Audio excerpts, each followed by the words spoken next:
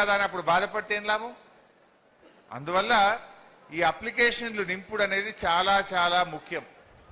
అయితే ఇక్కడ ఇంకొక విషయం, అందులో చాలా ప్రశ్నలు అడిగినరు, ఇది దొరుకుతలేదు, ఆ కాగితం దొరుకుతలేదు, ఇది నాకు తెలుస్తలేదు అంటారు. నీకు నచ్చిన కాడికి నింపిను, నింపకపోతే ఓటు పోతుంది. నింపినావనుకో, తప్పు నింపినవా ఒప్పు నింపినవా వాడు మళ్ళీ నోటీస్ ఇస్తాడు. అప్పుడు కావాలంటే దాన్ని కరెక్ట్ చేసుకోవచ్చు, ఓటు మాత్రం ఉంటుంది. నీకు చెప్పకుండా ఓటు తీసే నీకు లేదు. దరఖాస్తు ఇవ్వకపోతే నిన్ను అడిగేది ఏం లేదు, నీ ఓటు తీసేస్తాడు. దరఖాస్తు నింపు ఇచ్చేసేయి. నీకు తెలుసో తెలియకో ఏదన్నా ఒక అక్షరం తప్పు నింపినా నీ ఓటు యాడికి పోదు. ఇది ఏంది తమ్మి, ఇదేదో తప్పు ఉన్నదని నోటీస్ ఇస్తాడు. అప్పుడు చూసుకొని కావాలంటే మళ్ళీ రిప్లై ఇవ్వచ్చు. కానీ దరఖాస్తు నింపుడు అనేది చాలా ముఖ్యమైంది. నింపకపోతే మొదటికే మోసం వస్తుంది. తెలిసి తెలియక అన్న ఎవరన్నా ఒకరో ఇద్దరో తప్పు నింపినా నోటీస్ వస్తుంది. మళ్ళీ దాన్ని సరి చేసుకోవచ్చు, మన ఓటు మనం బరాబర్ కాపాడుకోవచ్చు. కానీ కాగితం నింపి ఇవ్వకపోతే మాత్రం మోసం అవుతుంది. రెండవది, మనోళ్ళు చాలా మంది పటాన్చెర్లు ఉంటారు, హైదరాబాద్లో ఉంటారు, బొంబాయిలో ఉంటారు, ఎక్కడెక్కడనో ఉంటారు. మరి వాళ్ళు ఎట్లా? ఆడ ఓటు రాయించుకున్నారు, ఈడ ఓటు రాయించుకున్నారు. ఇప్పుడు ఆనని ఒక దగ్గరనే ఉంచుకోవాలి, ఎక్కడన్నా ఒక దగ్గరనే ఉంచుకోవాలి. వాళ్ళని అడుగుతారు, ఆన్నే ఉంటా అంటే అటే. కానీ ఇవాళ రేపు ఏం తెలుస్తుందంటే అందరూ ఊళ్ళోనే ఉంచుకుంటామంటారు. ఊళ్ళో ఇంత బావి ఉంటుంది, ఏదైనా రైతు బంధో మంచో చెడో ఉంటుందని ఊళ్ళో రాయించుకుంటాము అంటున్నారు. మరి వాళ్ళు ఇక్కడనే వచ్చి ఊళ్ళో రాయించుకుంటారు. మీరు మాట్లాడాలి, పిలిపియాలి, ఇక్కడనే అప్లికేషన్లు ఫామ్ నింపి ఇక్కడనే ఇచ్చేస్తే అయిపోతుంది. ఇక మళ్ళీ బొంబాయిలు ఇవ్వద్దు, హైదరాబాద్లు ఇవ్వద్దు, ఒక్క దగ్గరనే ఇవ్వాలి. ఎక్కడన్నా ఇస్తే గక్కడనే ఓటు హక్కు ఉంటుంది. మరి ఇంట్లో అమ్మా నాయన ఈడున్నారు, కొడుకు ఒక్కడు హైదరాబాద్లో పనిచేస్తుండు. మరి ఆ కొడుకు మళ్ళా వచ్చి నింపాలి నా దరఖాస్తు.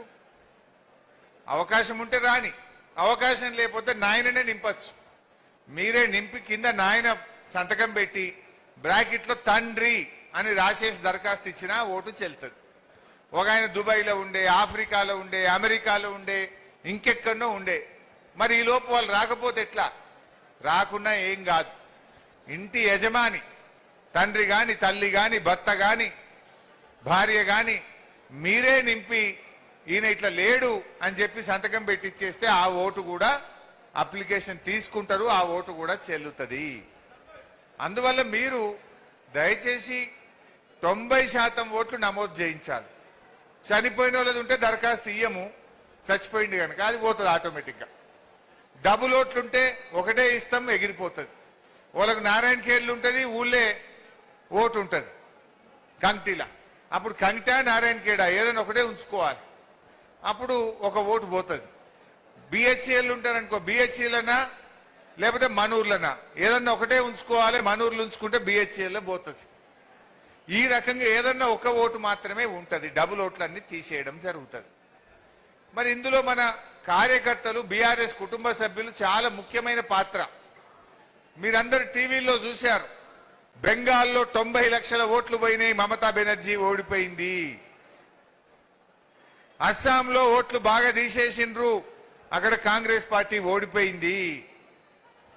తమిళనాడులో ఓట్లు చాలా తీసేసిండ్రు, ఫలితాలు తారుమారైన స్టాలిన్ ఓడిపోయిండు. ఇవన్నీ మనం వింటున్నాం కదా. మరి మన దగ్గర అట్లాంటి తప్పు జరగాలనా?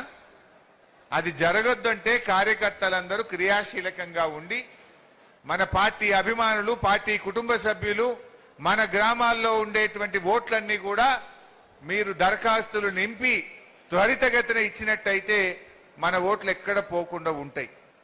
ఇంట్లో నువ్వు దరఖాస్తు ఇచ్చినాక నీ ఓటు బ్రహ్మదేవుడు కూడా తీసేయలేడు, వాడు బీజేపీ అనుకున్నా తీసేయలేడు, రేవంత్ రెడ్డి అనుకున్నా పీకేదేం లేదు. కానీ మీరు దరఖాస్తు ఇవ్వాలి. దరఖాస్తు ఇవ్వకపోతే డేంజర్ అవుతుంది. నింపాలే, కాగితం ఇవ్వాలి. ఇది మాత్రం అందరూ ఫాలో కాండి. 2002లో ఓటు హక్కు ఉంటే ఎడమవైపు నింపాలి దరఖాస్తులో. 2002లో ఓటు హక్కు లేకపోతే కుడివైపు నింపుకోవాలి. ఈ రకంగా అవన్నీ మీకు చెప్పే ఉంటారు, దాన్ని ఆ ప్రకారంగా నింపండి.